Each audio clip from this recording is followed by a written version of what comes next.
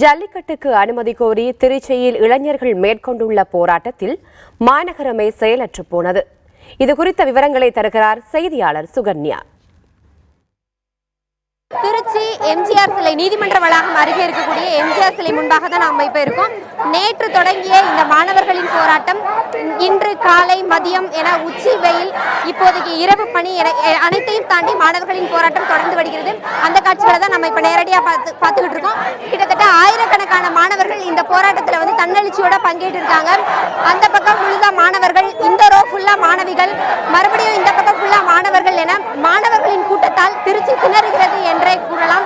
இந்த ஜல்லிக்கட்டு போராட்டத்தில் பங்கேற்றிருக்கக்கூடிய மாணவிகள் நம்ம கூட இருக்காங்க. அவங்க கிட்ட பேசலாம். நீங்க சொல்லுங்க, தமிழக முதலமைச்சர் பாரத பிரதமர் மோடியை வந்து சந்திச்சிருக்காரு. அப்போ பிரதமர் மோடி சொல்லியிருக்காரு தமிழக அரசு என்ன நடவடிக்கை எடுத்தாலும் அதுக்கு மத்திய அரசு துணையா இருக்கும்னு சொல்லியிருக்காங்க.